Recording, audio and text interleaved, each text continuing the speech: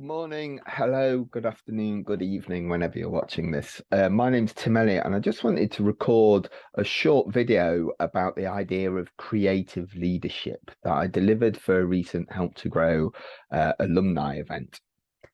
This is for you if you couldn't make it on the day, that's absolutely fine.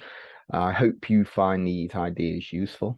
My LinkedIn link is somewhere around this video, wherever you found this video, and I'm happy to answer any questions on any of the ideas we shared today. But let me kick off with this exploration of what it takes to be a creative leader, right? What does it mean when we say creative leadership? So when it comes to working with creativity, everything starts with a challenge. So that's where I want to start in this video. There's certainly been more challenges in my work life than I've experienced in the previous 25 years. And there's a phrase that comes up in a lot of conversations called VUCA: volatility, uncertainty, complexity, and ambiguity. But what we really want you to do is think now about the challenges and the changes that's happened in business for you over the past kind of 3, 4, 5 years. I'm sure some will come to mind. I'm sure some will begin with the letter C. But think about a challenge as we're going to be doing some creative work, and then how you can apply these creative leadership skills as we go forward. There is good news amongst all this challenge, though. Number one is that you've just been through a bloody brilliant course called Help to Grow, which teaches you some very useful management skills. I'm sure you all have highlights that you've shared and takeaways that you've got from the course so far.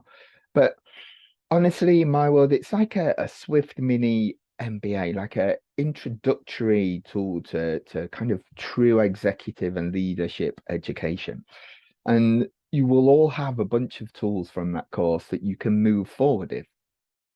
This session is much the same moral to the story as Help to Grow. It's all about effectiveness.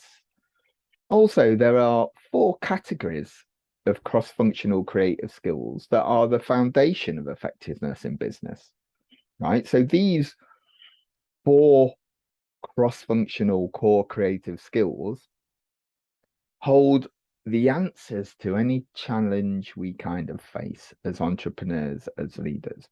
So those 4 are critical thinking, creativity, collaboration, and communication. So critical thinking is all the good problem solving stuff, the interesting working around things, the strategic thinking, the definition, the analysis, the understanding of a situation, and then being able to really define a challenge. There's creativity, which does what it says on the tin. It's all about creation of new and wonderful ideas and experiences, products, services, and propositions. And we think of collaboration. So collaboration is how well you work with others, how well you play with others in the world in which you exist. So this can be internally or externally. This can be stakeholders, customers, however you will. What's the relationship and the interactivity look like around collaboration? And finally, communication. Everything's a communication problem, right? We all have to communicate. If we want anything to happen, to change, to get better, to slow down, to speed up in this world, like there's an element of communication. So communication is a leadership skill. Why these are so important, why these 4 skills are so important is the cross-functionality of them, right? These are 21st, 22nd century business survival skills, right? They are cross-functional as in when you're speaking to any team, any industry, any market, different job roles, different positions. These are universal leadership skills that you can apply to the challenge in front of you. You can apply to the context in front of you. And that's what we're going to do today. That's what we're going to do. I've taken those four skills, right, and I've pulled together a set of rules to live by as a creative leader. That's what I'm going to go through in the next few minutes. But just a bit of background on this idea. You are not my guinea pigs, so don't worry. I've delivered this or a version of this to the leadership team of the NHS supply team actually in February 2019. So I hope that was useful to them. To the engineers and leaders of the oil and gas sector about sustainable change, to universities, to agency owners, tech sector, a few manufacturers, and a bunch of kind of new and young entrepreneurs and startups through startup and scale up programs. But we have a shorter time limit here because it's a video, and I know you've got work to do. So I'm going to whistle through these tours, and hopefully they will kickstart your thinking for you, or come to, you know, challenge the way you look at something currently, and that would be great. I'd love to hear any examples and answer any questions or queries. But without further ado, I'm going to crack on. So the first set of rules is critical thinking skills. This is all about understanding the challenges we face. It's about problem solving, opportunity capture, and it's the home of strategic thinking. So here comes some rules that fit under this category. Seek to understand. Sounds simple, right? But understanding is the foundation of effectiveness. I'm going to say that again because it's important. Understanding is the foundation of effectiveness. So, how does empathy show up in your organization or culture? What role does research play? Understanding is a competitive advantage because I can assure you, after 25 years of this work, 98% of companies I've had as clients or consultative clients don't spend enough time or energy on this stage. So as a result, they only make strategic decisions from bit parts of information. And I'm not sure any of you lot want to do that because you're all Help to Grow alumni. So your thinking is a little better on that. So always seek to understand. Ask yourself, take the time to understand. Do I fully understand the situation? Do I have all the information I need to have in order to make this intentional strategic decision? Next up, think in needs. So needs are a very powerful way to segment and understand and think about the world of business. We looked in the marketing modules about segmentation, targeting, and position in module 5. And needs is part of that conversation, but it's also more powerful, right? Needs have been seen to be super effective foundation of making effective business decisions. I also know needs change. So understanding the current need and focus where you can put your time, energy, and money, and how to communicate it to your team is key, as well as what the longer term needs are expected to be. This tool on the screen that you'll see is a really powerful tool. It comes from the world of IBM actually, and it's based in research. They do an annual survey called the C-suite survey, where they survey, I think it's 130,000 odd CXOs, so chief experience, chief executive officers, which they work with, which inhabit their client companies. And for years, this has been out, and there was only ever 3 core categories of need: money, market, and then exposure. So chief executive officers, leaders of businesses were only bothered about increasing turnover or profit or reducing costs. They're only interested in increasing share of market or reducing time for market. So getting a quicker sales cycle. And they were only interested in really increasing retention. So retention of staff, retention of customers to increase that lifetime value, or reducing risk through innovation. But over the last 2 years, actually impact has shown up as well. How can people make more impact and do less harm? Whatever that looks like for you, it's bringing in the conversation of sustainability, which is throughout your Help to Grow course as well. But where do you fit in terms of these needs? What's your current needs, would you be able to say? Does your team that are implementing your brand and your brand experience, your strategy, your plans, know what your current needs are? Do you know what the ripple effects are? But think in needs and get used to communicating in needs, because it opens up a world of creative and innovative responses and solutions from the back. Now, get comfortable with bothism is next. This is really all about the good old entrepreneurial paradox. The right answer to a question is often more than not both. So there's more than one right answer to a question. The job of the leader, of the entrepreneur, is to ask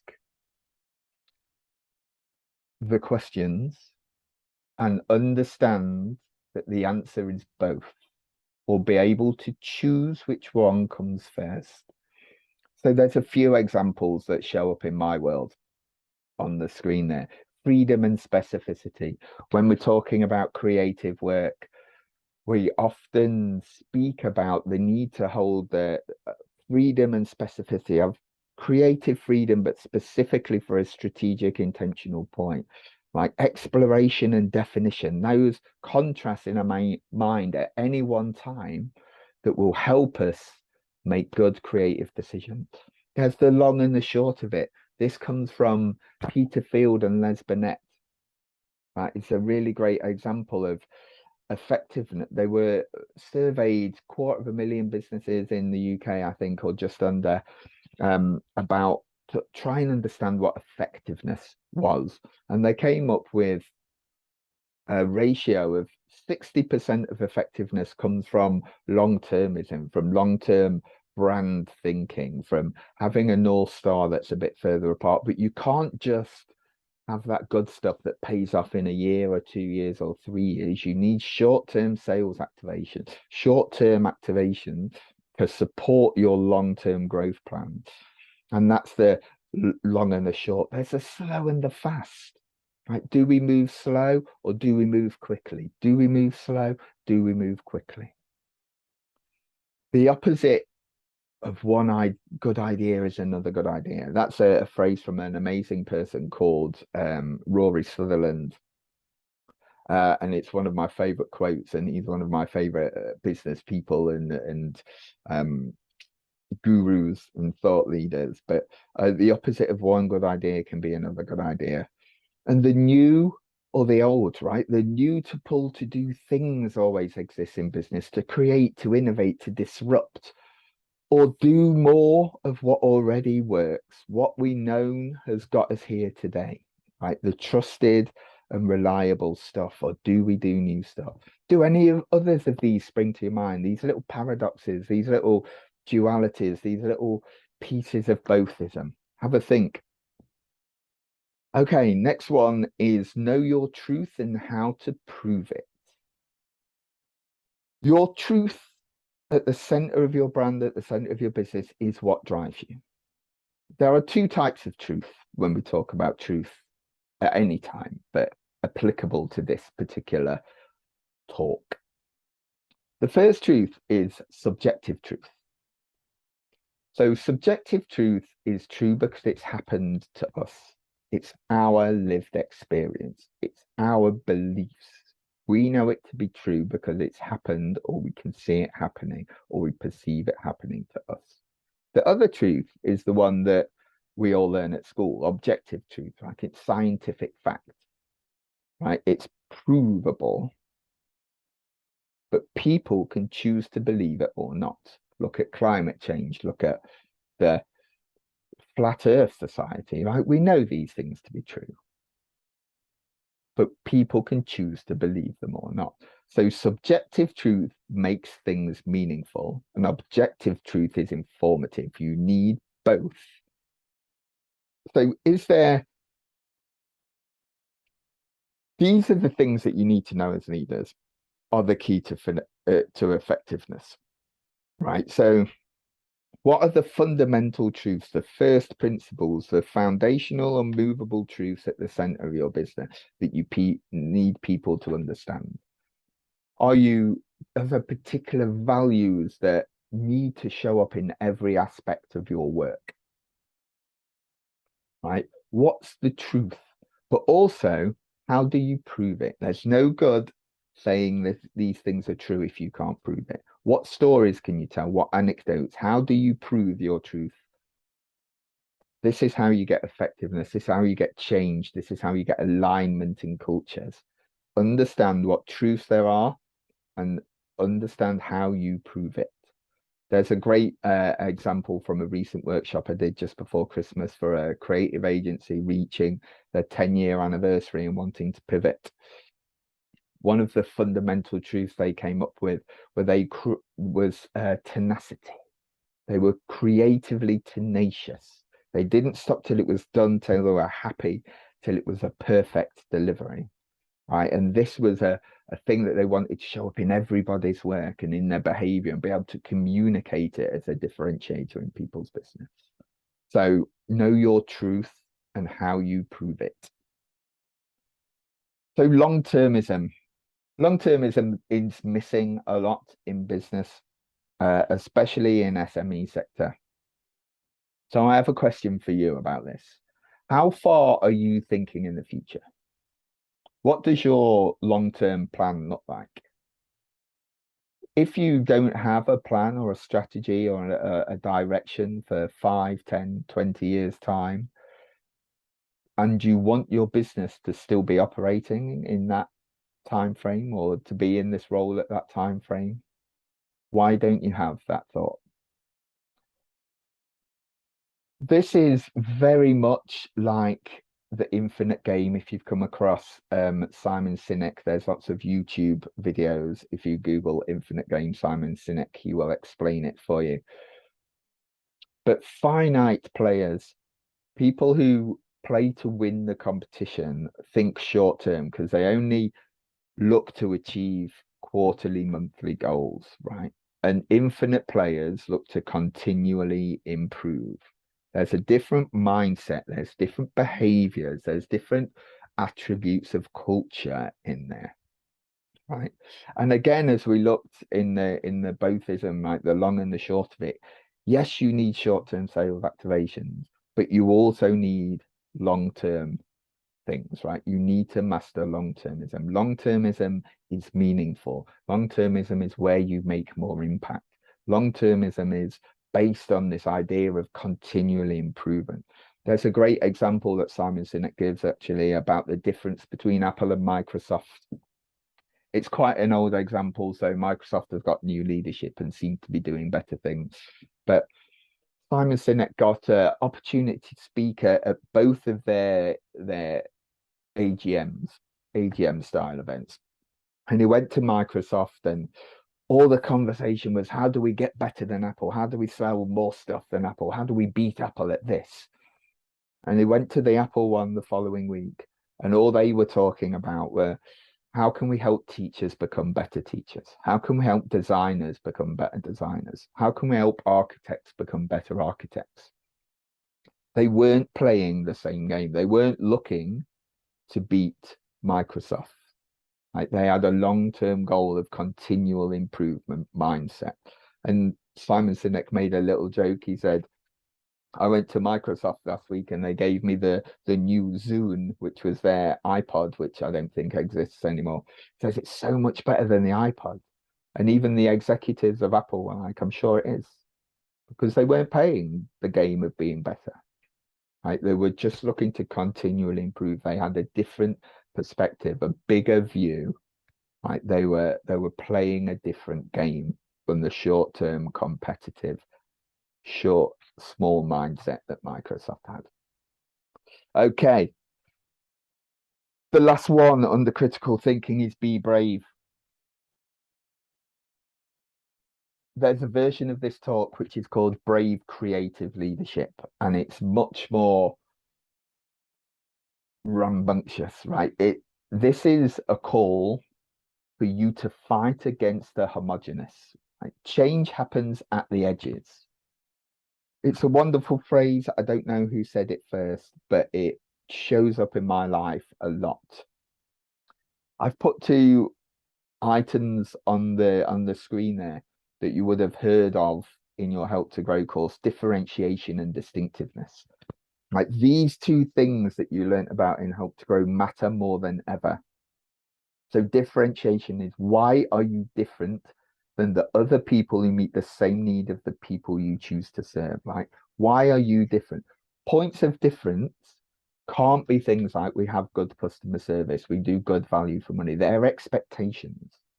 They're interchangeable. Your points of difference should only be yours, and they can only be your points of difference if they're not interchangeable with other people who do what you do. Right? Points of difference cannot be interchangeable with other people who do what you do. So if another company who do what you do could say the same thing, that is not a point of difference. So what is your point of differentiation? Be brave, be specific. You might only have one, two, or three, but you can build and fortify a brand position around that. And distinctiveness. Distinctiveness is all about being memorable. How are you remembered? What do you look like? What do you sound like? What phrases, what slogans, what logos, what style of imagery, what archetypal thinking do you show up like? How do people remember you? How will they remember you when they're looking, or they have a need or an intention to buy? Because not everybody is in market all of the time. So be ambitious with your goals. Be ambitious with your ideas. Be ambitious with your plans and your strategies, right? Take action that aims for the edges, because that's where the change is. There's no glory and no money in the middle. We all want to be impact, right? We want to stand out and be remembered and make some change in the world. Right? This is what that's about. We can all afford to be a little bit more brave in order to make more impact in the work that we do. On to the next set of skills, the second one, creativity. We've looked at critical thinking now and strategic thinking and all that good stuff. And now we have those solid foundations. It's all about creating a range of game-changing ideas. Here are some rules for creativity. Excuse me. Reframe your challenges. As I said right at the beginning, when we start with creative work, the center of that is all about understanding a challenge. And this is how you do that. These are a few simple tools to catalyze how you and your people can move past challenges and come up with some amazing answers. So we've got on the screen there, we've got how might we, how to, what if, and in what ways might we? If you have a challenge or a problem that you're looking to solve, try fitting those at the beginning of the sentence. Each one of those are designed to give a different kind of kickstart. A different set of ideas will come for it. A bit of mental context will come from these free framing ideas. So how to, for example, gives you step by step a list of tasks, and how might we gives you a range of methods, right? A range of options or types of solution that you can do. The last one on there, what if, that I want to talk about actually has its very own slide. So I'm going to go on to that now. Ask what if. Ask it a lot.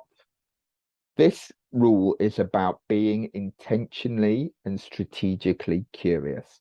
This is difficult for organizations and leaders. This question is where disruption and true innovation lie. What if we grow by 50% this year? What if we went fully remote? What if everybody of all of our customers paid up front? What if we doubled our prices? What would we need to do for this to be true? then what would we need to do for this to be true? What would need to happen for not to grow by 10, 11, 12%, which is great, but 50 or 100? What would you need to do differently? What are you willing to change to have that to happen? Do you know any what ifs you'd love the answer to? I bet you do. But asking this question opens up the opportunity to do something really special, some really brave, creative disruption and innovation within an organization. But understanding the strategy and having the frameworks and the tools that you guys have studied and helped to grow, and might highlight a few in these, will give you a better chance of achieving those what if answers. Okay, we're looking at creativity. I want you to give you a practical tip now. This one is outlaw judgment and comparison, because they are killers of creativity. If you allow creativity to be killed, you lose so much in your workplace, in your culture, and in your ideas for the future. There's another rule like this I used to use that we had specifically for meetings. No yes butters. You were not allowed to say the phrase yes but, because it killed ideas and it killed creativity, and it created a culture and a behaviors in meetings that not everybody got to share their ideas. Their ideas didn't get to live and breathe as they should. There was also no pop, no meeting. So we did not have a meeting if there wasn't a clearly defined purpose, outcome, or the right people in the room. No pop, no meeting. But judgment and comparison are killers, right? If you are doing any culture work, any alignment work, want to work kind of more creatively, have people a bit more of a growth mindset or moving forward, judgment and comparison need to be outlawed. I bet you have some rules like this as well in your workplace or for meetings, right? I'd love to hear what they are. This is another one. This is along the feeling of bravery, right? Have ideas you're willing to fight for. Leadership is about creating a change you believe in. And at the heart of that change is a good idea. Can you imagine a workplace where everybody comes to the table with ideas they're willing to fight for? How bought in they will be, what energy they'll have, what a creative culture they'll be, what great creative skills of idea validation and proving business cases for ideas would that be? And what an opportunity to have so many ideas well thought through, deliverable, and with a business case that you can choose to implement. What an opportunity for growth. This is the core skill of creativity, the generation of new and novel ideas.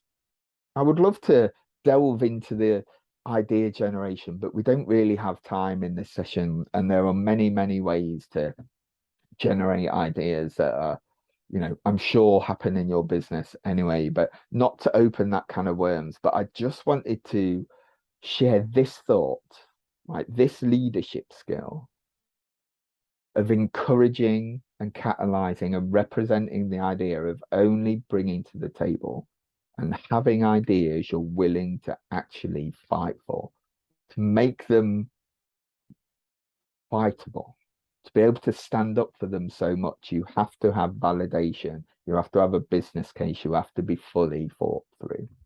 That's why it's a good rule. On to the third rule. I know we're getting on. Collaboration. This is where you work internally and externally with anyone. Anyone you'll find in your stakeholder maps, if you've ever done any stakeholder mapping. So we're thinking of all the relationships, all the people you interact with internally and externally. It's a subject of understanding who your stakeholders are and what relationships you have with them. But there's one great rule for this, right? It's such a subjective topic, this collaboration, right? Because you all have different businesses, you all have different types of relationship, types of business thing, right? But as long as you define what that is, you'll be able to answer the next rule. You'll be able to understand and implement the next rule. So I'm only going to share one rule for collaboration, but it's like the Lord of the Rings, right? This is one rule to govern them all. This is know your experience equation. And when we say experience, we mean experience is how you show up in the world when it comes to your strategy, how your strategy is delivered, how your ideas and your actions that you plan show up in the world through your people. So know your experience equation. It goes a little bit like this: BX before EX before CX. This is the experience equation. Brand experience before employee experience before customer experience. You need to solve it in terms of your business.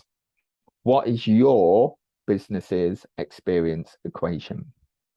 Thinking around this has been in reverse for many years, putting customer experience first and above everything, but it's the wrong way round when we look at effectiveness. So brand experience is the strategy bit, and it gives your team the clarity of how you show up and what the customer needs and what they should receive in terms of service, right? That is directional, it's informative, it generates the guidelines and the rules and the ethos that your employees stand upon, and you create an employee experience from. And you have to do it that way around, because your employees then can only deliver the customer experience you promise in your brand strategy. So brand experience, employee experience delivers customer experience. On to the final one, and then you'll be done from me from your screen. It's communication skills. Is our final core creative skill of the day. Storytelling has long been the foundation of effective communication, right from 330 BC when Aristotle discovered it. We still use his work and his thinking today, so he was a very smart chap. But I'm not going to delve into storytelling. It's its own workshop on its own, but I do want to share an idea for what you leaders should know, a story you should definitely have a grip of, and that's your origin story. Your origin story is the one that is meaning making. It's the one about how you came to today, right? It's the stuff that builds trust and credibility and powers all the other stories that are told throughout your business. So, like every superhero, you business leaders, like everyone fighting the good fight on behalf of those you choose to serve, you have an origin story of what got you today, of the big why you do it question, why you exist beyond making money. It's this piece. This is the stuff that builds that really good old fashioned know, like, and trust. This is why people choose to buy with you outside of parameters like cost. So think about your 3-act structure. Think about what came before, where did it start, and how did you get to? Get good at defining your second act, like explaining where you are today, what you're actually doing, how you're making a difference, why you care about the work you do, and why you think other people should care. And then tell the story of what will be, what's coming in the future. Paint a picture of a positive future, of the things you want to do, the watch this space sort of stuff. Know your origin story. There's another one under communication. And when we look at effective communication and leadership, right, we want to deliver the big ideas. And this one is called onlyness. So what makes you the only choice for your customer? And how do you communicate that in your sales and marketing content? And in your team meetings? And in your discussions with investors or stakeholders? If you don't know what that is, there's some work to be done. We did look at differentiation a few slides ago and in the Help to Grow model, but this question is similar. But this is much more about a thing called positioning. This is about, as a leader, as an entrepreneur, making a brave choice you can hang your hat on. Like, what is the reason we are the only choice for our customer? How can that become a weapon, a dynamic factor, right? How can we design a category around that so there's no competition? If they want that to be a part of this brand experience, part of their customer experience, they have to choose us. This is the strongest position you can have. It's a result of a thing or a piece of thinking called category design. It's about being the only choice in the market, right? Of the go-to brand in a given market. What's that one thing? What's the only thing that you do that other people can't get anywhere else? I'd love to know those answers. But we're coming to the end. And this, again, is about communication and it speaks to marketing. And I know many of you leaders will have marketing people or teams or agencies doing this for you, but this is the leadership version. This is the one word leadership marketing strategy, right? Amplify. Amplify the good work you do. Understand your critical success factors, your dynamic factors, your onlyness, like your truth and how you prove it, and amplify it out. There's time for acting a bit like a rock star. So when we think about rock stars, they have an idea, a song, right? They have a thing that they want to get out into the world, this new message, this new story, this new thing, right? And they work bloody hard at it. They get PR about it, they do videos about it, they record it, they put it on Spotify, they get interviewed about it, they write about it, they share it on social media, they write hard, right? They work hard to get their story to the people who care.